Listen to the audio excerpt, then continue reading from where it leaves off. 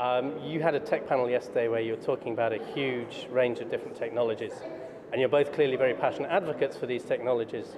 And if we think back to other technologies that have had huge transformative potential, I think genetically modified foods is a great example. They've been hampered by communication problems. You end up with a lot of suspicion because people don't really understand what these technologies can do for them.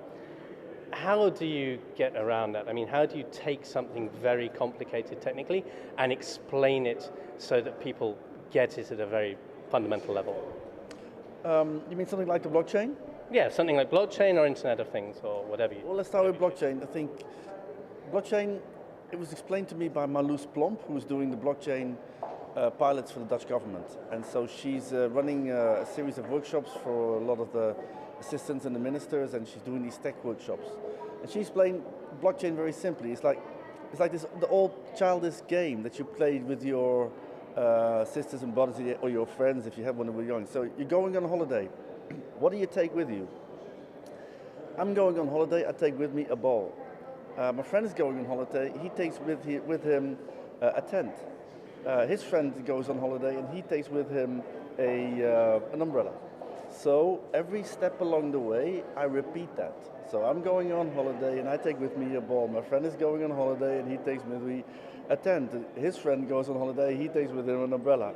When the fourth one comes, we repeat the first three steps. There's nothing complicated about this. It's method, it's math, and it's that we can do this because we now have a cloud that's able to store all this as copies. The blockchain is nothing but an endless list of copies of transactions on distributed devices. So basically, that's blockchain for you. Internet of Things I can do too, but let's maybe stay in line with blockchain a bit. Sticking with this sort of theory of how you explain things to people, you showed a chart yesterday that showed the sort of complexity of the current fintech scene. You've got a lot of very small startups doing some really quite interesting things in lots of different spheres. How do you get from that?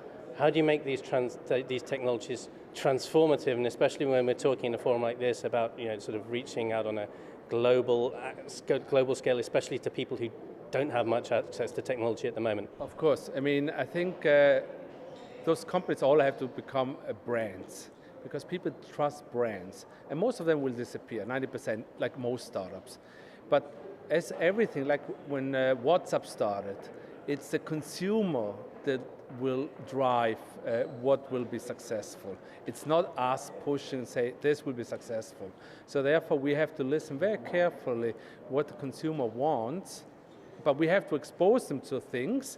It's like like one of my friends said, beautifully said, like a sushi. You have a sushi restaurant, and then it goes around with different things. Chris Cledil said this. And then you see, oh, they're picking up one of the dishes more often. So let's produce more of this. So technology advances and tech companies advance through exposing the consumer with different things and then adapting to what the consumer wants. Sounds very simple, but the brand is the most important thing, because why do we buy things? Because brand is not only marketing, it's also trust. As much as we don't trust the big banks, we still trust them more than some fintechs, but that will change. And a lot of those companies, you say the masses, some of them will be established players. When I started in New York, my startup, I had Google as a search because Google was sexy, but Google was not what it is now. You called, there were 40 people. But we found that people in the industry found it sexy because it's cleanness. But all of a sudden, it becomes something bigger. And all of a sudden, everyone thinks Google was always here. And the same thing with fintech companies. Some of them, you will feel like in a few years' time, like, oh my God, they've been always there. For some people, it is like that because their perception of the financial world doesn't start where we start. It starts maybe when they get the first paycheck.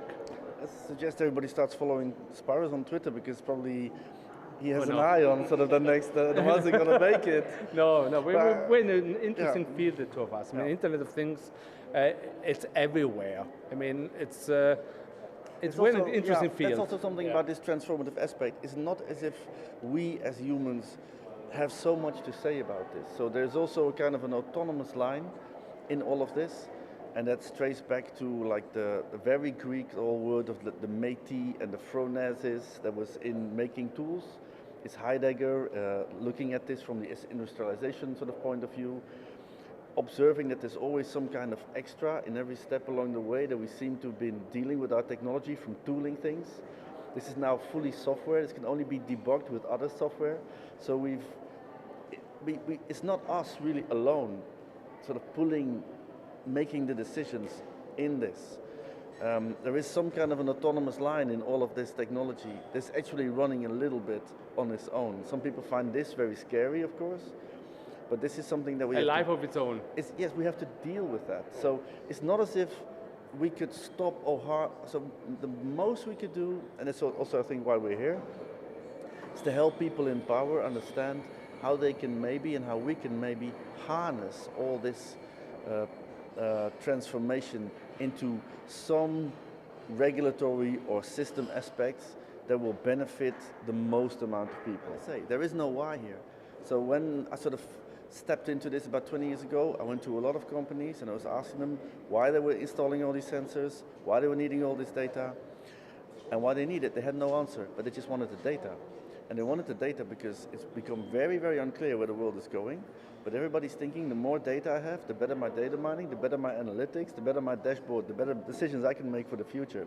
So the why is totally irrelevant. I spent 10 years asking people. I went slightly crazy because I kept asking why, but there is no why here. It's happening. Okay, so very quickly, one or two sentences if you can. What's your key takeaway going to be from this year's Rhodes Forum?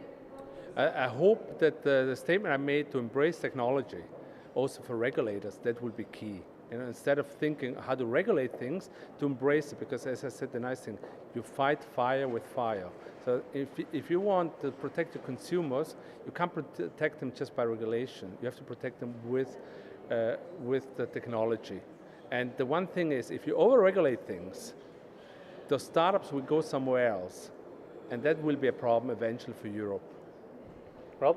Yeah, well, I think it's just the Rhodes Forum, it has this massive amount of the most interesting people that you can sort of find on the planet at a given moment in time, from a very, very different perspective. And I think a big hand and applause to the Rhodes team that put together our panel, that put together the sort of all of this, because they managed to always bring people together that basically once they meet, they know each other immediately. Yes, I couldn't agree more. I mean, it's fantastic to mix the mix of people. It's fantastic. You know, as critical I was at the beginning, I said, "Oh, what am I doing here?" Because my crowd is usually bankers and startups. But it was extremely, extremely informative, and I loved it. And I can really say that I loved it. Can't say better than that. Okay, thank you both very much. Thank you very much.